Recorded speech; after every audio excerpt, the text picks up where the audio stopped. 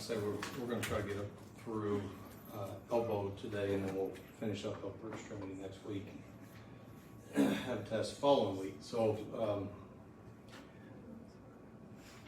we're going to primarily, again, just focus on image correction and things to look for to determine whether or not you need to repeat an image.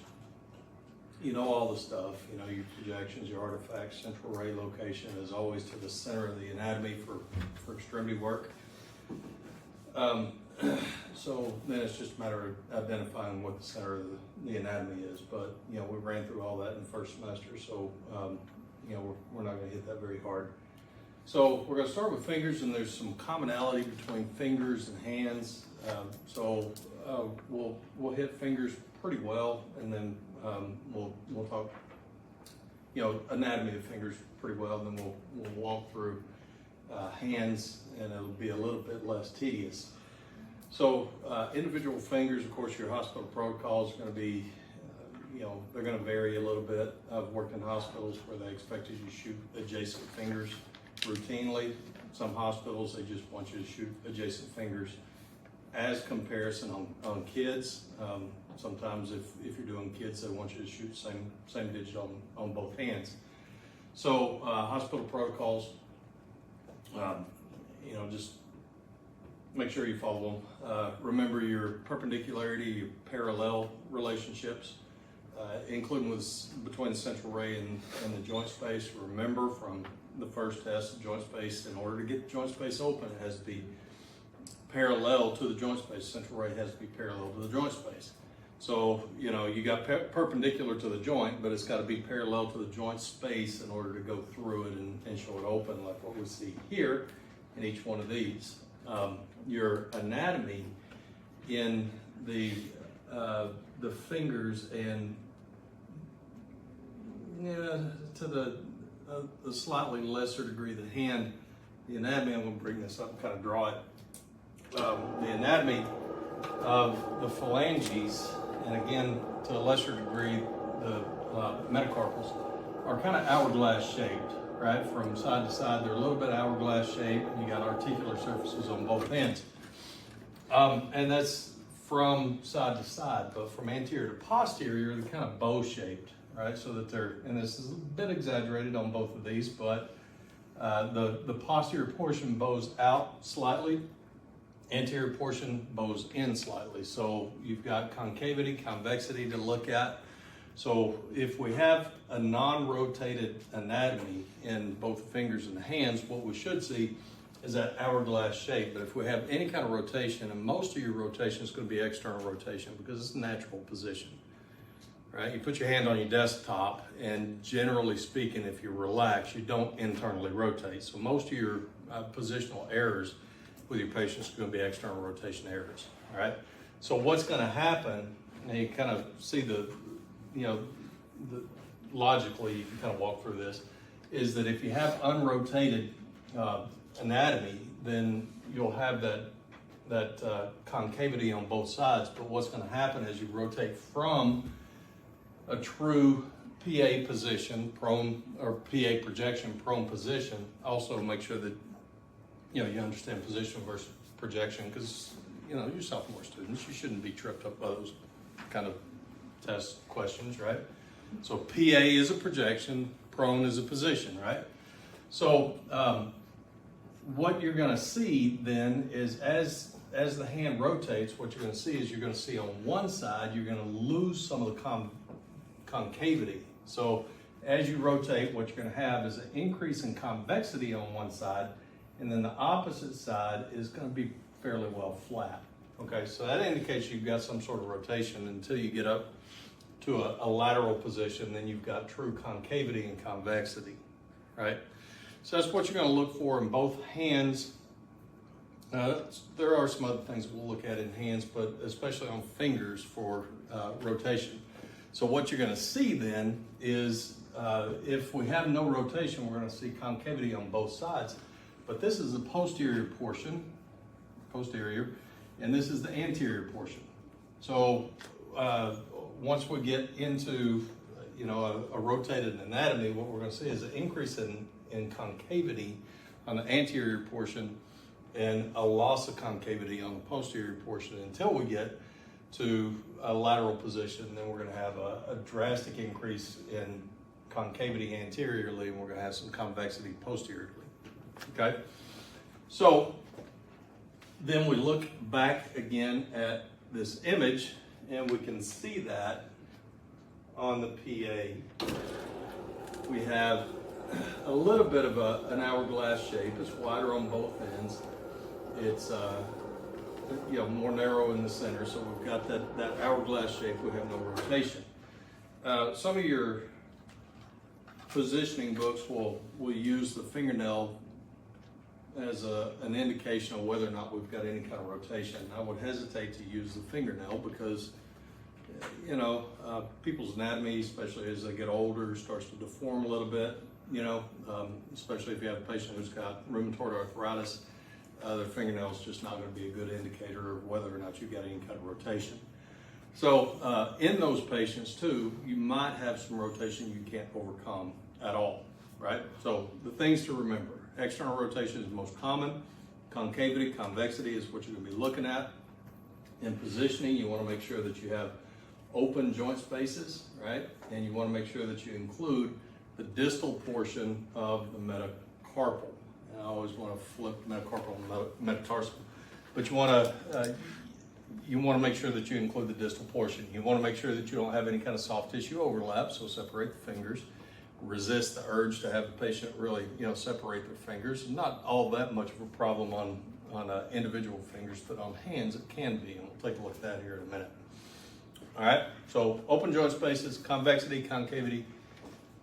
Make sure that you include the distal portion of the anatomy. Make sure that you open your collimators a half an inch past the anatomy because your collimators may be inaccurate. That's what you should be looking at. So if we have a bent finger, like this next slide indicates, that's what we're going to see. And sometimes you're going to have a patient who can't straighten their fingers out, and it's usually because of trauma, or again, they've got some deformities and possibly some loss of function. And it may be better to shoot those patients AP instead of PA. And I had a very graphic example of this. I had a patient a long time ago that he was out mowing his yard. And if you've ever mowed the yard after a heavy dew or the day after a rain, you know that the grass doesn't spit out from the port very well, right? You also know that if you let go of the handle, the lawnmower dies. And this guy didn't want the lawnmower to die, didn't want to have to re-crank the lawnmower, so he had something wrapped around it, let the lawnmower run and reached down to clean out the port, and the tip of the lawnmower blade hit every one of the tips of his fingers. Yeah, and it not only took off a portion of the tip of every finger, but what was left, it just destroyed the ligamentous attachment. These things were just, they were there, but he couldn't control them, right? So I asked him to put his hand on the image receptor, his film at the time, and he couldn't straighten his fingers out. So, I'd shoot AP instead of PA. Had to have him supinate his hand, and he had so little control, it just kind of, he couldn't ease them down, they just kind of flopped. So again, very, very graphic, and we have a picture on here that is similar to, and it's in your textbook, similar to, what his hand looked like. It was just mangled. So if the patient can't straighten their fingers out, be it because of trauma or, rheumatoid arthritis or something like that, AP may be a better projection than PA. What you may be able to do is, and there's a picture in the book, is if they can't straighten their fingers out, kind of do like what we're supposed to do with an elbow that the patient can't straighten out, do kind of a composite AP to show the fingers. Otherwise, what we get is great foreshortening of the anatomy and closed joint spaces, like so. So, and that's kind of what they're trying to demonstrate there. And that's kind of the image that, what this guy's hand looked like. So, anybody ever seen anything really gory in the hands? I had a gunshot wound one time. That was pretty Not at the hospital, Well. but yes. Yeah. Yeah, we had a patient one time as a man and wife team, and they got in an argument. She pulled a gun on him, a 30-30. So she pulled a rifle on him. He wouldn't take the rifle. What's that? Yeah. Well, he wouldn't take the rifle away from her, and she squeezed trigger and just mangled his hand. So he grabbed the rifle with the other hand, cocked it, and shot her in the foot. And the ER doc got the last laugh because he put them in a single bed room together, side by side. The husband found he found the humor in it. The wife did not. She was really mad. So anyway, some nasty things. So back to the guy with the lawnmower. One saving grace for that guy was that he was diabetic and he had diabetic neuropathy and he couldn't feel his fingers anyway. So, if there's, a light or a silver lining to that story, he couldn't feel it. So technique, I've said this for the last 5 semesters. I really expect KVP to increase, especially as our image receptors are getting more sensitive and we're seeing less of an issue with quantum model. It's just another reason to increase KVP. It saves heat on the tube, it saves exposure to the patient, all that kind of stuff. So expect to see that. So KVP for now just needs to be adequate. Remember whenever you're selecting an MA station that if you're on if you're on small focal spot, it's going to be limited to which MA station that you can select. So, if you're working with a patient and you're doing extremity work and you select small focal spot and it just keeps giving you a tube overload light, then that should be your default thing to look for. What MA station am I on? If you're on 400, it probably isn't going to give you an exposure. So just back it down to 200 MA, right? So, we already took a look at all that, talked about that. So what we need to see, we already talked about most of that. So that should be evaluation, fingernail, not so much the fingernail, but everything else you should see well. Okay, so if then we've got a difference in concavity and convexity on positioning errors, and naturally, whenever we do obliques, we're going to see those. So our obliques are going to be 45 degrees external rotation. That's clinical practice. The textbook says that you might do medial rotation or internal rotation if it's the second or third digit, right? But whatever you do, you can keep that anatomy parallel to the image receptor, keep those joint spaces open. But what you should see is then, if you've adequately externally rotated, is you should see that increase in concavity on the anterior side, and the posterior side should be pretty much straight, right? It should be just almost perfectly straight at a 45-degree angle.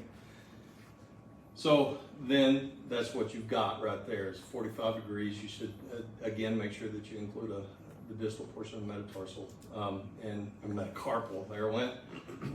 And the posterior side here should be pretty straight. Also look at the difference in your soft tissue. Your soft tissue on the anterior side of your hand is much thicker than what it is on the posterior side. So what you should see is about twice as much soft tissue on the anterior side as what you see on the posterior side. Again, another thing that you can look at on your mispositioned rotated PAs is that difference in soft tissue. It should be pretty much symmetric. So where we don't always see a potential problem with soft tissue overlap on the PA, it becomes more of a problem on the oblique. So make sure that you have the patient's fingers separated. But also, what we tend to see sometimes on the oblique is not keeping those fingers parallel to the image receptor and keeping those joint spaces open. So I think we got a couple of things going on with this one. One is the fingers aren't separated enough. We've got that soft tissue overlap, especially some overlap that even gets into the bone over here. But also, I think the tip of the fingers are probably closer to the image receptor, closing those joint spaces up. So watch for those two things. All right, so this one over here, you know, we might, you know, this one looks pretty decent, but what do we see on this one? It's pretty close to lateral on this one, right?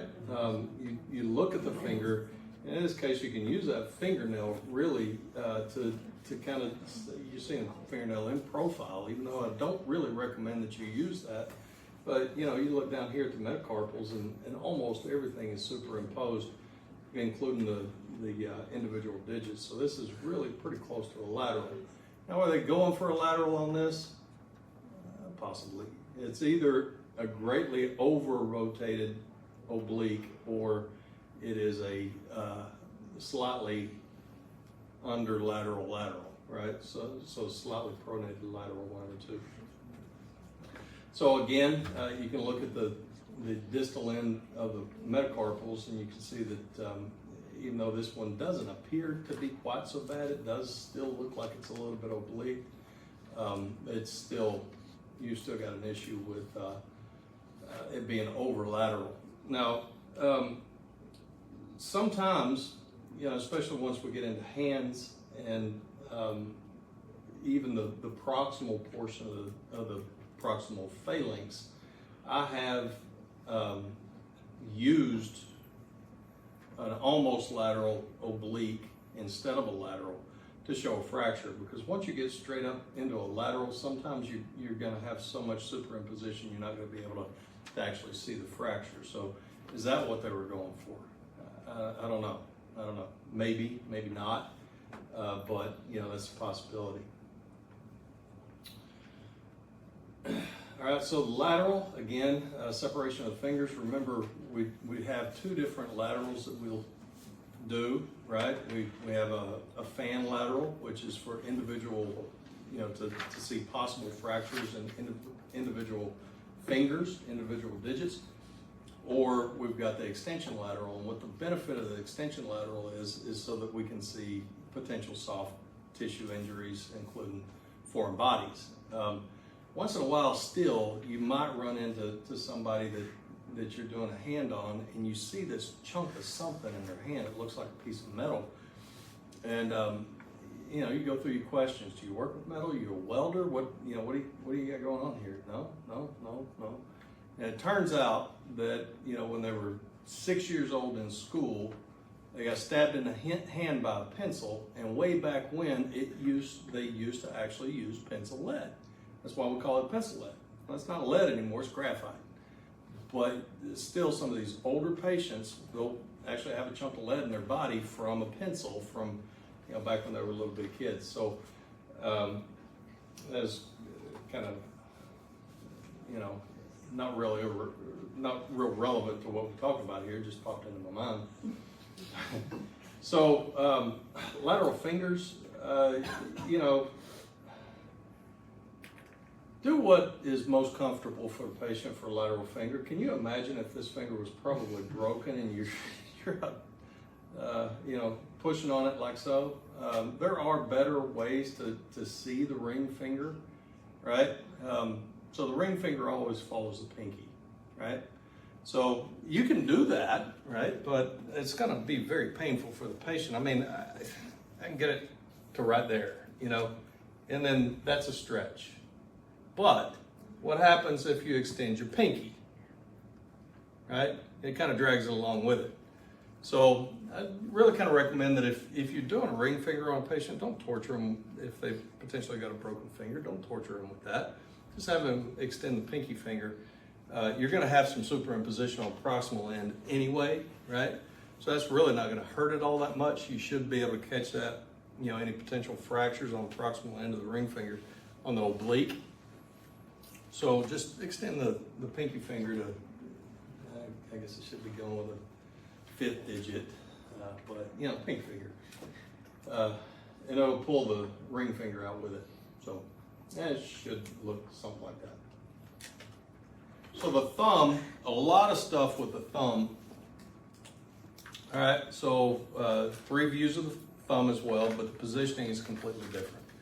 With a thumb, it's the only one that we routinely shoot AP, and because we have an opposable thumb, you move your thumb and it goes all the way down through the metacarpal. It's the only one that we're going to include the entire metacarpal.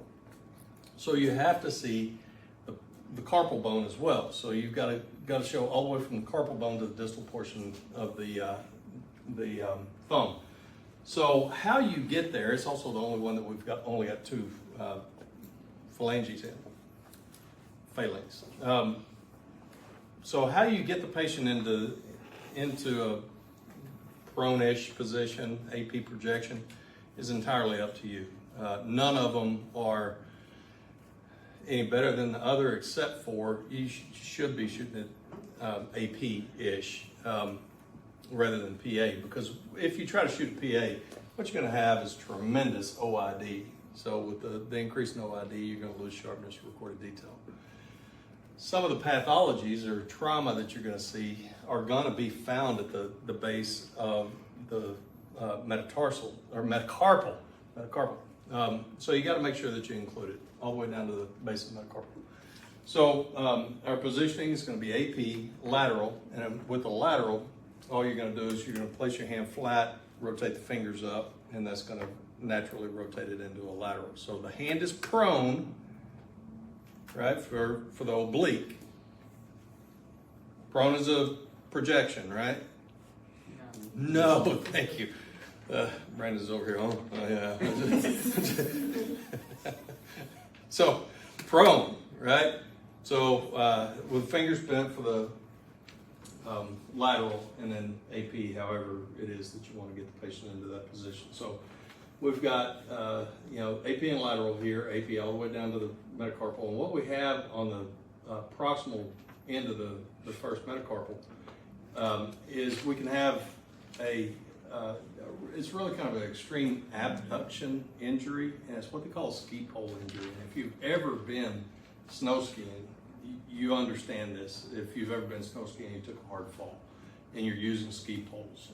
What happens with a ski pole is the strap around your wrist that holds the ski pole onto you in case you fall down, so it doesn't go down the mountain without you, or worse still, stay up on the mountain and you got to climb the mountain to get to it, is that it wrenches your thumb, and it can cause a sprain, but it can also cause a fracture on that proximal end. It's what we call ski pole injury or Bennett's fracture, and we'll take a look at that here in a minute. But that's one of the things that we need to see the base of the first metacarpal to visualize. So lateral. So we got a lot of positioning errors, and they all have to do with trying to get the patient into a good position for the AP without superimposition. So, and almost all of them have to do with getting the hand out of the way and getting the soft tissue out of the way. So we got soft tissue and hand issues right here. So sometimes, people will try to position like so, right? This way. And the common positioning error there is not, getting the hand out of the way in that dimension. The other way is to have the patient really kind of internally rotate their arm like that, but that comes with the same issue. The rest of the hand is in the way. So you got to make sure that you have the patient put a little body English on it and get the hand out of the way. Otherwise, you wind up with something that looks kind of like that. Soft tissue at best, or soft tissue and bone even. So you just got to make sure that you try to get all of that out of the way. The difficulty is that as you rotate like that, or this way, is that that might cause you to rotate the thumb a little bit as well. So it's it kind of comes with the understanding that if you got to select one positioning error, pick the one that's not as bad, right? Can you see a ski pole injury on that thumb, do you think? The answer is no. If it was slightly rotated, yeah, you're probably still going to see it. So neither one is good, but if it comes down to the difference between soft tissue and the bones over the proximal portion of the metacarpal, then select the rotation. All right, so that's lateral, same issue. Oblique, maybe, I don't know, hands still not abducted. So I think possibly what we've got going on with this one, you know, our thumb is not parallel to the image receptor, especially the distal portion, is maybe they were trying to shoot it like this and, you know, put the tip of the thumb like that, right? So that the distal portion is at an angle. You see the open joint space here, but the closed joint space up top side. So put the back of the thumb in contact with it. So that's what your Bennett's fracture looks like. Is this looks kind of like an avulsion of the base of the first metacarpal. All right, so hand, a lot of rehashing of the same stuff here, so we're going to run through it pretty quick. You know, convexity, concavity. Concavity increases on the anterior side, decreases on the posterior side, so we're not going to run through that. Bent fingers, closes joint space. We've got a fracture of the second metacarpal. Hey, you know, here's the thing. When we get to feet, guess what I'm going to be telling you? Exactly. All right, so, and then, you know, extreme bent fingers, this would be what you would be looking at if you had a patient who had the appearance of the joint spaces really would be what you'd be looking at if you had a patient who had a osteo or rheumatoid arthritis. So just bent fingers, twisted fingers, deformities. All right, so what I was talking about earlier with the thumb being over abducted, or the hand being, you know, the fingers being spread out too much on hands, this is what we're going to see. What this does is, you know, you tell the patient, I want you to put your hand out flat, and you demonstrate like this, then they're going to show you that. And back in the days of screens and films, this wasn't really an issue. And if you look at this, this is really an oblique rather than a straight PA projection. But what you'll see in what we used to see in screens and films is that it didn't really affect a whole lot, right? We're shooting through thin anatomy, doesn't need a grid, doesn't create a lot of scatter radiation, didn't really affect a whole lot. But where we have digital processing now, it becomes an issue. And the reason it becomes an issue is, remember, your computer algorithm doesn't just look at the anatomy, it looks at all this direct exposure, right? It looks at all that stuff to try to create an image based on the input and its comparison to the lookup table. And so what's going to happen is it's going to read all that, and it's going to say, one, you overexposed the patient, when even if you possibly even underexposed the patient, it might read that you overexposed the patient, your index number is going to be off. And two, because of all of that, then you may lose some contrast. So, you know, avoid having, you know, what that did was, with the thumb way out like that, you had to open up your collimated field wider in order to accommodate that thumb. So don't have the patient put their thumb way out like that. You get a lot of direct exposure. Don't have them put it in like so, but somewhere in between, a happy medium, right? So the central ray location on this one, if they put it in the center of the anatomy, you know, third metacarpal is where the central ray should be.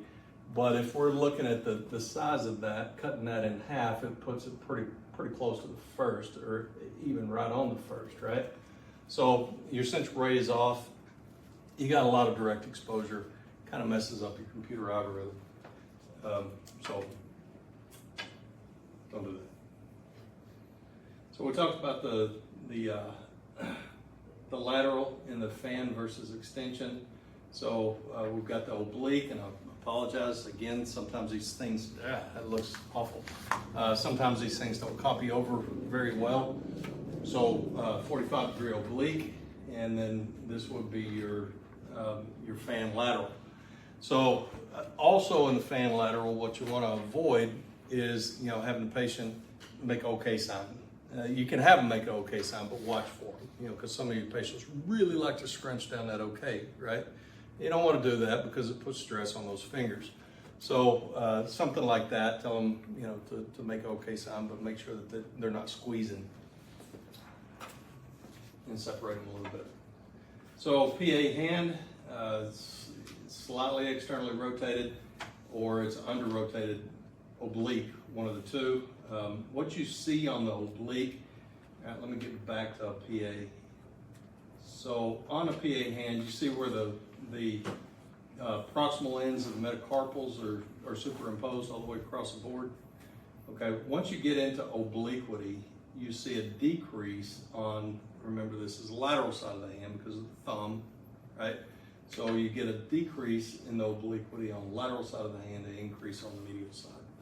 Okay, so just one more thing to look for in your analysis of the hands, right? So not a bad oblique, but the fingers aren't parallel, the joint spaces are not open, right? Common fractures, we talked about the ski pole injury, the Bennett's fracture. Boxer's fracture is pretty common. I think with one exception, a car wreck, every patient that I ever had with a boxer's fracture had the exact same history. Hit a wall. Yep, hit a wall. Every one of them. 2x4. Hit a 2x4? No, I'm saying hit a wall, catch that. Oh yeah, yeah, yeah. Catch a stud in the wall. Yeah. So every one of them, with the exception of one, and every one of them, with the exception of one, was a guy. You know, had one woman come in, and you know, I thought finally going to get a different story. So what'd you do? Hit a wall. All right. So other things that you might do are bone age. And kids may shoot, you know, both extremities, and what they're looking for is bone age, the growth, whether or not the growth plates are starting to seal up, and whether or not the, you know, how much more they expect the kid to grow. All right, so wrist, not a whole lot of difference technique-wise, slightly higher. And I really just need to take technique out of here because it's changed so much over time. But the fractures, most of the fractures are not going to be wrist bone fractures, right? They're going to be distal forearm fractures. And we'll take a look at the difference in the two, really three main types of distal forearm fractures. But in the wrist bones, most commonly fractured wrist bone is going to be the scaphoid. So in the wrist, this is the first place that we really get to where it becomes really important to be able to visualize the fat pads. So a fat pad is just the difference between soft tissue, right? So you got tendons, you got ligaments, and the fat pad is the difference in tissue density between the different structures. So whether or not there's a lot of fat there is irrelevant. You know, the prevertebral fat stripe is what we look for to determine if a patient has a potential broken neck, right? And it's just the soft tissue versus the bone versus the air in the airway.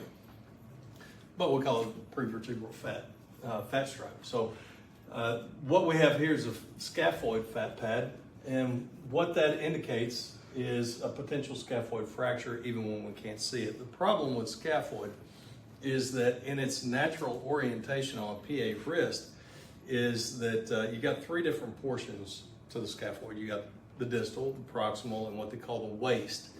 And in a PA projection, for the most part, 2/3 of the scaphoid is at an angle to the central ray. So if it's at an angle to the central ray, the potential fracture is probably not going to be parallel to the central ray, or yeah, the fracture line is not going to be parallel to the central ray, which is going to make it difficult to see, right? So what we look at is the scaphoid fat pad, and it should follow the contour of the anatomy. You know, you get your thumb here, forearm here, and it should kind of have this normal bow shape to it.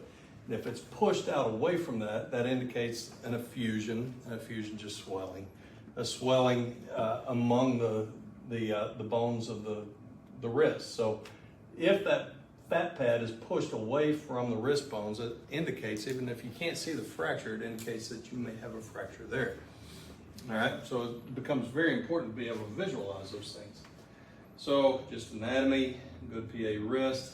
You can kind of, if you look this up in your textbook, you might be able to see the fat pad. It's kind of tough to see here, but that would be the closest indication of it. All right, so in the, you got to remember taking this all the way through the registry.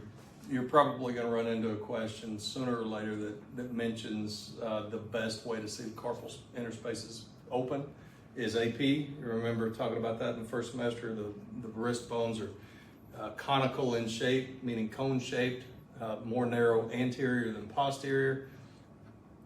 So they follow the divergence of the central ray. And if we shot them AP, we'd see the joint spaces open, right? So file that away, even though we never shoot them that way, almost never shoot them that way. It would be better to shoot them that way if we were interested in seeing that. So one thing that we under stress and probably don't see a lot in clinicals is positioning, kind of like what we do for a lateral elbow. If you remember, for a lateral elbow, we need the shoulder, the elbow, and the wrist all in the same plane. But we need that too for the PA of the wrist.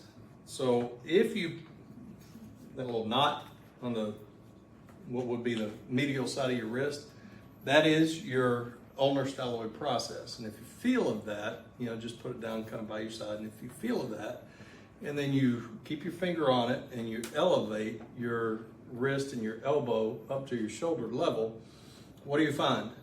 Flattens out. Yeah, it flattens out. So your evaluation in Merrill's is that you want to see that in profile. So if you, in profile means out to the side, right? So if you just position like so, I can see mine right there. You're just not going to see it in profile, right? So you need to put them all on the same level, something we tend to not do. All right, so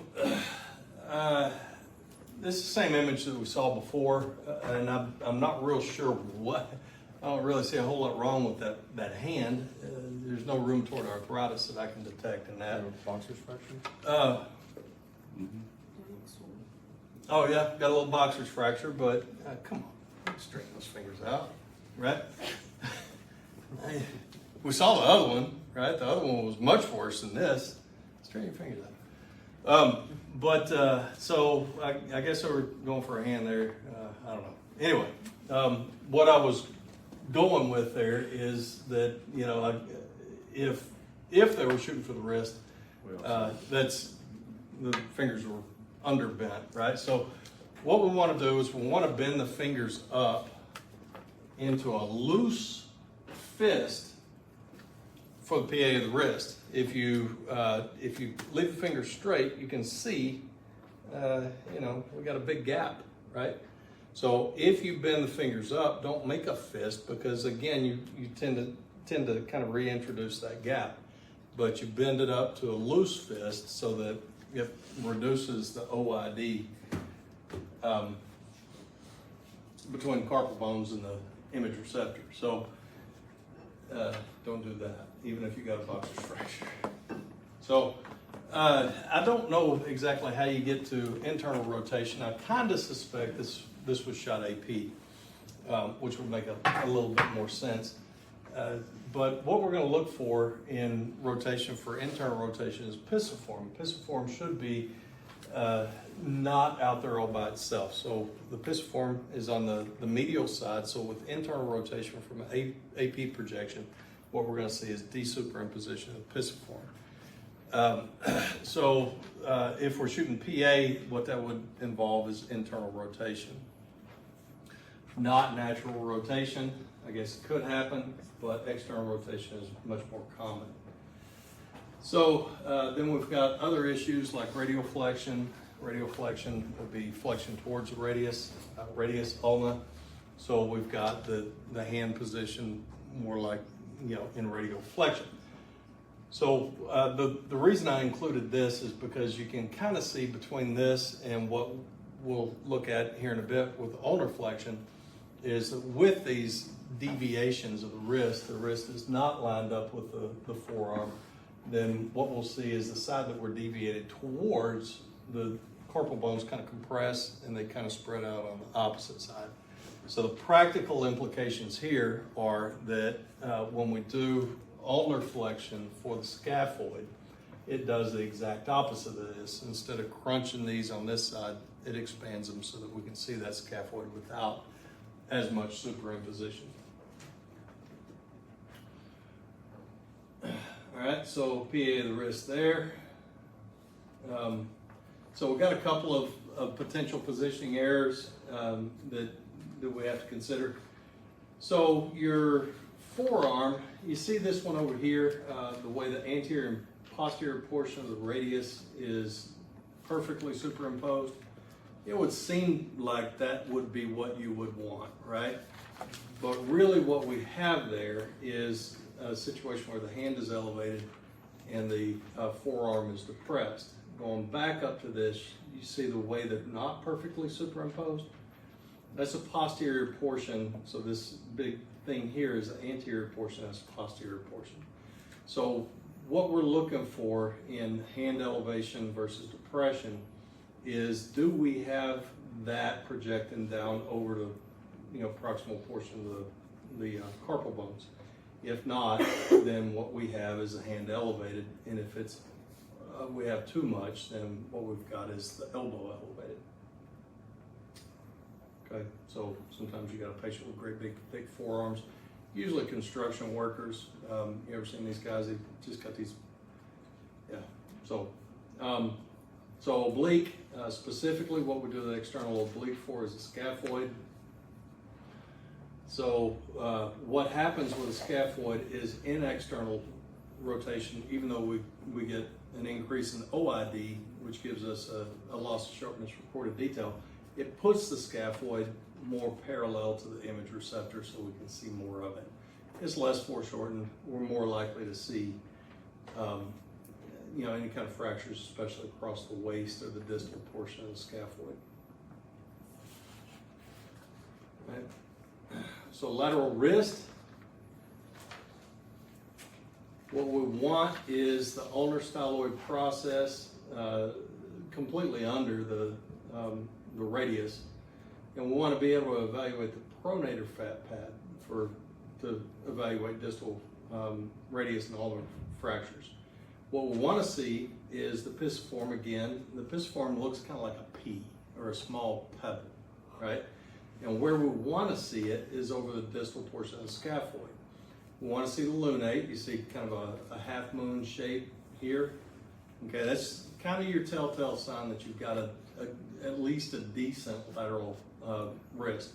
You don't really use the hand bones to determine whether or not you get into a good lateral. You got to use the wrist. If you use the hand, you put your hand straight, perfect laterally, then your ulnar styloid process is going to be posterior. All right. So what you're going to need to do is, you can use the hand, right, to determine, but you might need to supinate the hand slightly. I'm talking like 5 degrees, just tuck that up under the radius. So what that's going to do is it's going to put your pisiform directly over the distal portion of your scaphoid, right like that. Okay. So then, if we have pronation, so we're not, the pisiform again is over here and scaphoid is over here. So if we're not superimposed, then what that's going to do is it's going to take the scaphoid posteriorly and the pisiform anteriorly, and we have anterior to posterior desuperimposition. As opposed to supination, it's going to go the opposite way, so the pisiform tucks further under and the scaphoid is further out. Okay, so there's your rotation. If you're under or over rotated, you start to lose your half moon shape, especially on this supination over here. You just don't see it at all. And if you see that pisiform out there all by itself, then you know you're supinated. So it really comes down to, do you see your moon? If you don't see your moon, do you see your pisiform? If you don't see your pisiform, then you're probably pronated. Okay. And again, fat pads, we should be able to evaluate our fat pads. So fractures could be distal, across the waist, proximal. Some common fractures in adults, the most common two fractures are going to be your Colles fracture and your Smith's fracture. Your Colles fracture occurs because the patient falls and they catch themselves on their way down. And what the difference between the two is the displacement of the distal fragment. So they catch themselves and because of their momentum, it snaps and the distal fragment comes posteriorly. In the Smith's fracture, a lot of times what happens is they go to catch themselves, but they don't get their hands out there. So they're reaching to catch themselves, and instead of catching the momentum, breaking the distal fragment posteriorly, they just kind of they hit and it snaps off anteriorly. So very common, very similar fractures. It's just what's going on with the distal fragment. So you got a Colles fracture PA lateral. This is posterior portion, so it's posterior displacement as opposed to the Smith's fracture. The bone is posterior. The rest of the bone is posterior. We got that anterior displacement. And then probably the most common would be a torus fracture, or at least in my experience, a torus fracture. Top of green stick, kid fell off a trampoline, kid had a bike wreck, kid fell and caught themselves, and they have a buccal fracture. So in a lot of cases, they'll call a torus fracture. It's a top of green stick, but specifically what they'll call it is a buccal fracture. This is very subtle on this one. In a lot of cases, you can see it much better than that, but I threw this in here because it was so subtle. Only occurs in kids. You don't have green stick fractures in adults. And it's just an incomplete fracture. It buckles on one side and it doesn't break all the way through. You can actually see a little bit of a fracture line running parallel to the bone there. So scaphoid fracture repair. I spent a lot of my career in surgery, never saw this. I've never been involved in a scaphoid repair. It was kind of interesting. A lot of stuff that they fix now that they used to not. So ulnar deviation will be your navicular view. And we have a couple of different options for visualizing that potential scaphoid fracture. Scaphoid and navicular mean the same thing. It's old word versus new word. New word being still 25 years old. So what we have are two different options, and every hospital that I've ever worked in combine the two to make a single view. Why that's not in Merrill's, I don't know. Should be, as far as I'm concerned. I've never worked in a hospital that just used one of these. So the two possibilities are ulnar flexion to de-superimpose all that anatomy, right? So it's a PA projection with a hand in ulnar flexion. So, or ulnar deviation, you may hear it referred to. So, your scaphoid is over here, you're gonna flex towards ulnar, de-superimpose all that stuff.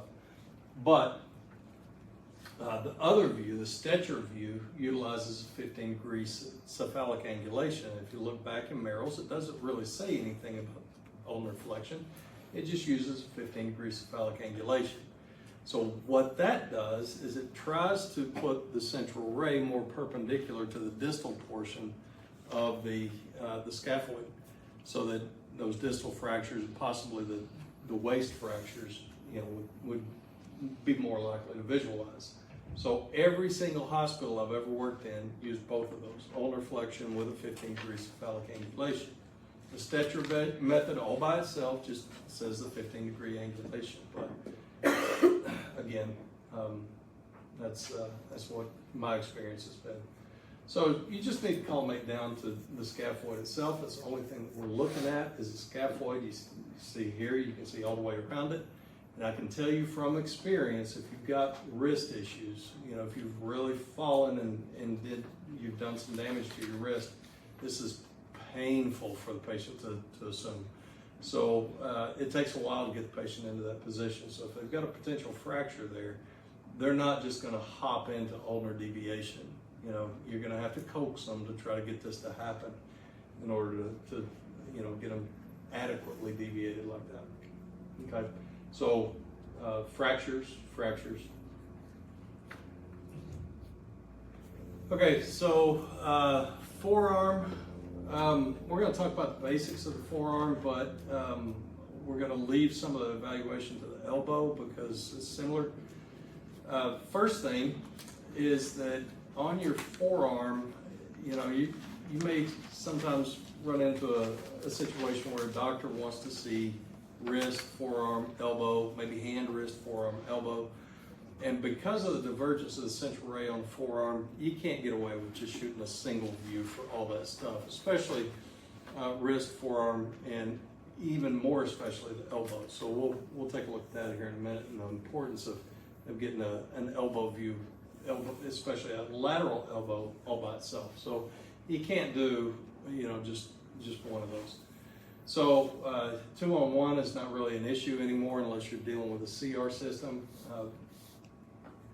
Anode heel effect really, you know, in digital imaging probably is not going to play a part. You know, when I first started talking about this, you know, we've had this section in the curriculum for 20 odd years, and you know, I'd say Popeye, and everybody knew exactly who I was talking about. Who knows who Popeye is anymore? Okay, about half of you, yeah. So that's Popeye. Popeye the Sailor Man, right?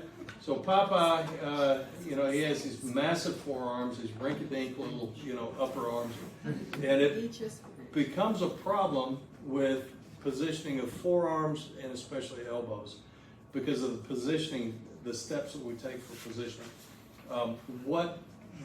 What we can do is, because of these great big forearms, we have a tendency to put all the anatomy directly on the image receptor.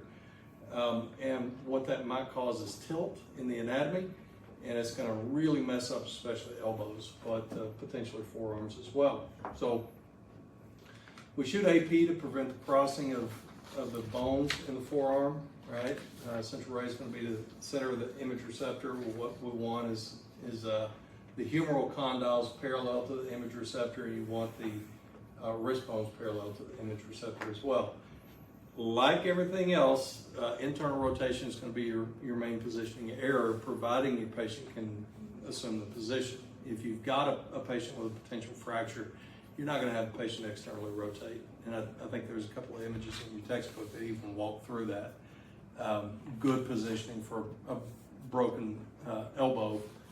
You know, the patient's elbow's bent on AP, and you know broken forearm. The elbow's bent on the AP. But if the patient can tolerate it, externally rotate until the humeral condyles are parallel in your wrist, would assume a true AP position. On analysis, take a look and see if you've got any kind of rotation. Internal rotation is always going to be the issue, almost always going to be the issue. So we're always going to have some superimposition on the radial tuberosity. Radial tuberosity is this little knot right here. We're always going to have some superimposition there. We're going to have some superimposition on radial head, but it shouldn't be more than about a half an inch. So where we have rotation on the proximal end, that's what we're going to look at. We're also going to have slight rotation on the distal end as well. We can look at the wrist bones to determine the rotation the same way that we looked at the wrist bones before on the wrist, when we're looking at the wrist. If we have desuperimpposition of the pisiform, we're looking at internal rotation of the distal end. If we're looking at increased superimposition on the proximal end, that's also going to be internal rotation. All right, so half an inch is pretty good. If it's greater than that, then we're going to have internal rotation. Lesser than that, less than that, we're going to have external rotation. So what we have here is internal rotation. We can see the separation. We see the pisiform out there, and we have an increase in superimposition on the proximal end. As opposed to external rotation, you see you have no superimposition of the radial tuberosity, even if the wrist bones look good, we've still got that external rotation on the distal end, or on the proximal end. Right? So lateral forearm, again, we're just going to kind of take a quick look at this, and then we're going to spend the time in the elbow, because that's where it's, you know, really important to see a good lateral elbow. So we have 3 fat pads, really 4 fat pads to consider on the forearm. One is pronator fat pad, just like what we looked at in the wrist, but you've also got a supinator fat pad that's just anterior to the radius and ulna on the proximal end.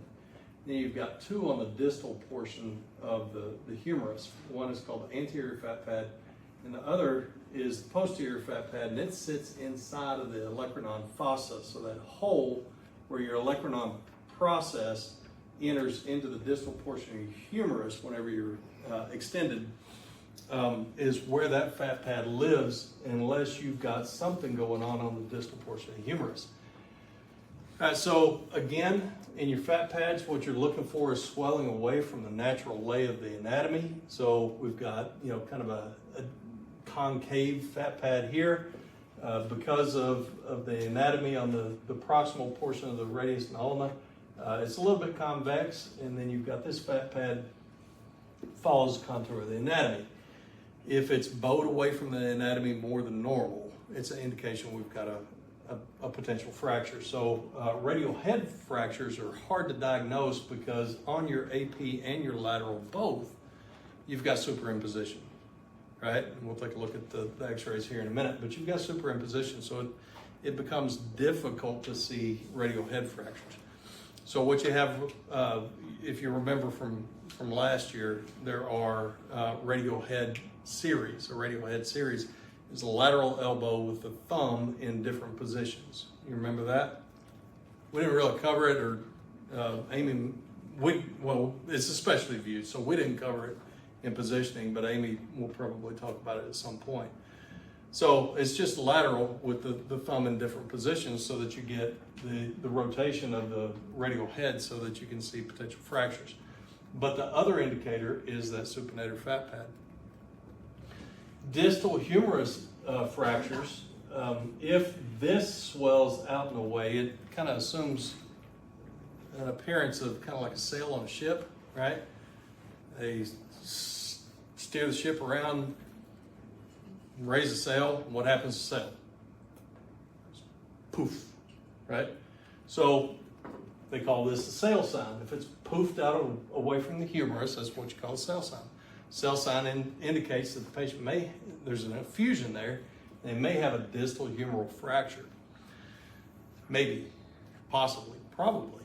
But if that posterior fat pad walks out from inside the olecranon fossa, there's a broken humerus there.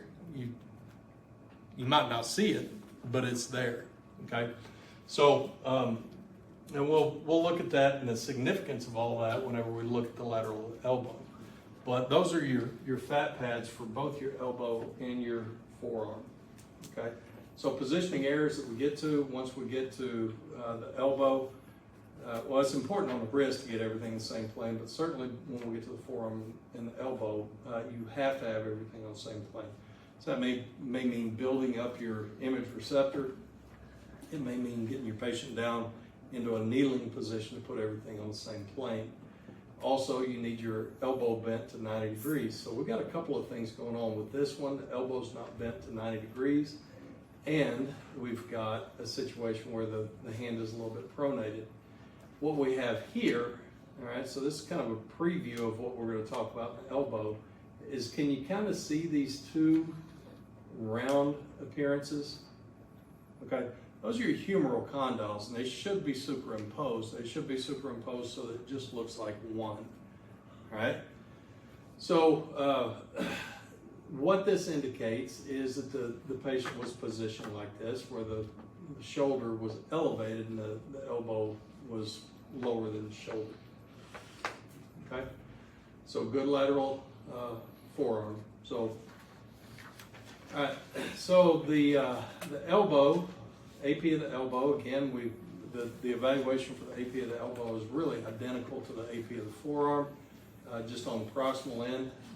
The main significant difference is that we should be able to see the joint between the capitulum and the radial head much better than what we could on the AP of the forearm, because we don't have divergence of the central ray causes an issue here. So we're not going to redo that. We're just going to look at some images. Again, we have an increase in superimposition. On proximal end, that would indicate internal rotation. Even though the distal portion of the humerus looks like it's fairly well parallel, what we've got is internal rotation of the hand, as opposed to over here we have external rotation. Now, this is what we're going to be looking for, the external rotation, the separation of the radius on external rotation for oblique of the elbows, but on AP of the elbow, that's not good. And then, again, we've got external rotation. We've not only got external rotation, but we've got flexion of the elbow as well. All right, so internal rotation. Some of your hospitals will shoot a 4-view elbow and internal rotation. The only thing that you're really doing on your internal rotation is you're putting your hand prone. Okay, so AP elbow, the hand is supinated.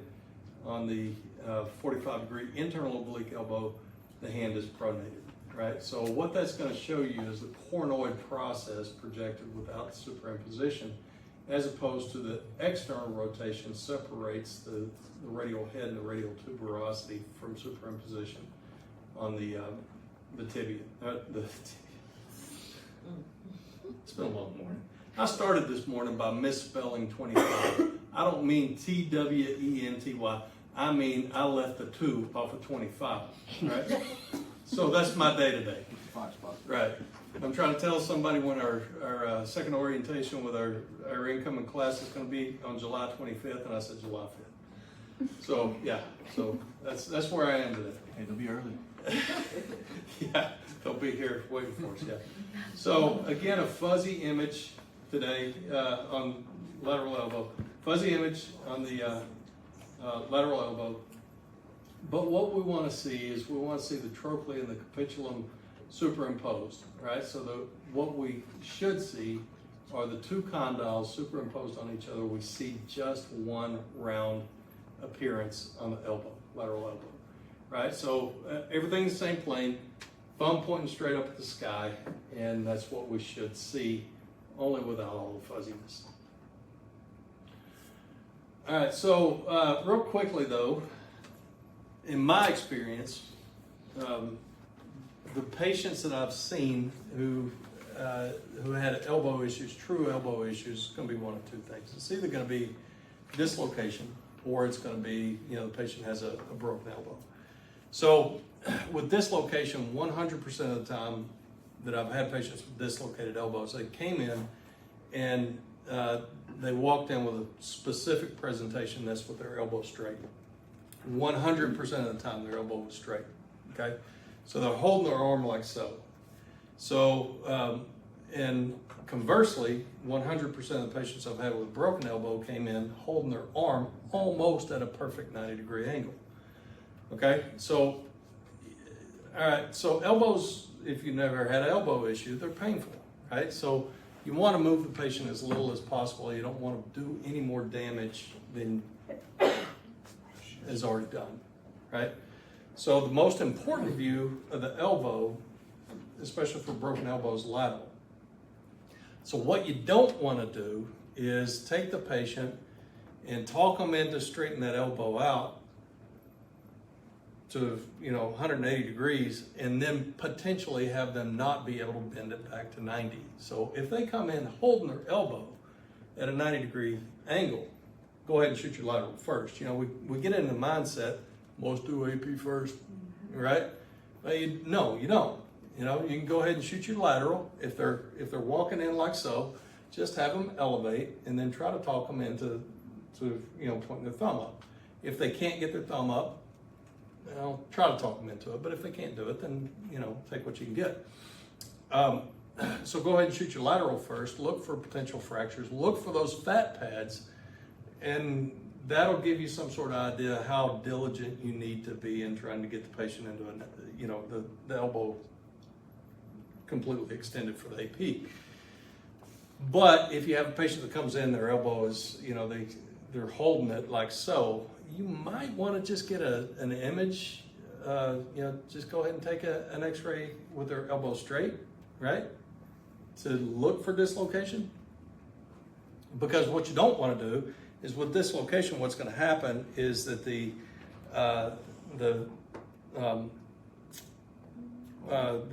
proximal portion of the ulna is going to pop out, and it's going to be proximal to the olecranon process. Okay, so now you got bone on bone, right? And they can still move it, right? But do you want the ulna laying on top of the humerus and have the patient, bend into a 90-degree angle? And the answer is no, and they don't want it either, right? So go ahead and get a good look at it before you bend your elbow. Go ahead and get a good look at it and see if it's dislocated. Chances are the doctor's not going to want you to take that and try to get a good AP and lateral. They're going to, possibly give them some muscle relaxers, pop it back into place. So you want to take a look at all that, assess the fat pads, and determine whether or not you need, how involved do you need to get in doing a good AP and lateral. So on the lateral, what you want to look for is, are the condyles superimposed? If they are not, then what you're going to look at is, where is the radial head? Okay? Where's the radial head? What does the radial head articulate with? Remember the word association there? The ulnar. Isn't it Yeah, y'all are struggling now too, aren't you? The ulnar process. the? I'm gonna struggle for What you 2 said? years. You said the radius? Let's do this. Let's do that. All right. So, Isn't it the so what does it articulate with? Radiator. Isn't it capitulum? Yeah. Capitulum? Yeah. Okay. Radius articulates with the capitulum, and then the other two go together, right? Of course. Olecranon process and trochlea. All right, so what you want to look for, because it's tough to see exactly where your olecranon and your trochlea are. You want to look for the radial head. So the positioning errors are usually one of two things. Either the patient, their shoulder is too high, the shoulder is too low, or skipping through it. I didn't post pictures of it. We'll go back to Popeye. We've got the big forearms, right? So if we have a patient with big forearms, what's going to happen is that even if this is right, what's going to happen with those great big forearms, if you tell the patient to put their elbow on it, you're going to have tilt this way. Or possibly if they don't have those big elbows and you hang their arm off of the image receptor, you're going to have tilt in the opposite direction. So we're going to look at where the radial head is to determine our positioning here. So this is a radius, right? Radius is on top, so radial head is going to be here, and the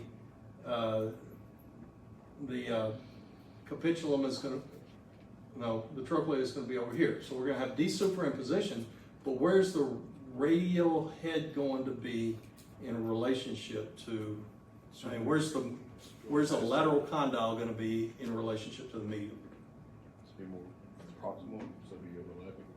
Okay, so remember we've got, this is humeral anatomy here, right? So what we've got is the capitulum is going to be distal to the trochlea, okay? Because this is distal, this is proximal, right? So if we have the shoulder up, that's going to push the humeral condyles, okay? What that's going to do is it's going to push the capitulum distal to, right? So if we go the opposite direction with it, what we're going to look at is we're going to see the capitulum proximal, right? You see that? All right, so now let's walk through it with the other two positioning errors. If you have a patient who you put them on the image receptor and their hand is hanging off the image receptor, what that's going to do is it's going to put the capitulum what would that be? If this is proximal and distal, that's gonna be anterior, right? As opposed to if, you know, you got somebody with those great big forearms and you put their elbow all the way up against the image receptor, that means that the capitulum is gonna be posterior, right? So what I mean by look at the capitulum and the radial head is it's right here, right? So what we've got is this is articulating with this right here, right? We've got humeral condyle, we've got humeral condyle. So this is going to be distal, so that means our positioning area is elbow down, shoulder up, right? And this is more subtle. You know, they're almost superimposed, but this is exactly the opposite. So what we've got is elbow up, humerus down, okay? As opposed to over here, now we've got anterior to posterior, because again, what we're looking at is the distal portion of the humerus. So we've got anterior to posterior, so we've got the radial head here, so we've got the capitulum. So what do you have? What do we have? Hand's too far down. Yeah, so what we've got is the hand is too far down, as opposed to over here, we've got radial head, and we've got capitulum, and then we've got too high, right? Okay? This is probably the most complicated thing on this test. Okay? So what I recommend that you do, you might even bring you a marker, you know, on your lateral, when it's asking about the lateral, you know, put you a marker or something fatter than your pencil and just kind of work with it, right? And remember that what you're looking at is the distal portion of the humerus, because if you confuse the humerus for the forearm, everything's going to be completely backwards. Okay? So distal portion of the humerus, and just put something up there. And, you know, you can pass this around if you want to, but you know, just kind of follow the, you know, what it is you're looking for. Okay? So we'll pick up with humerus and run through shoulder on Tuesday next week.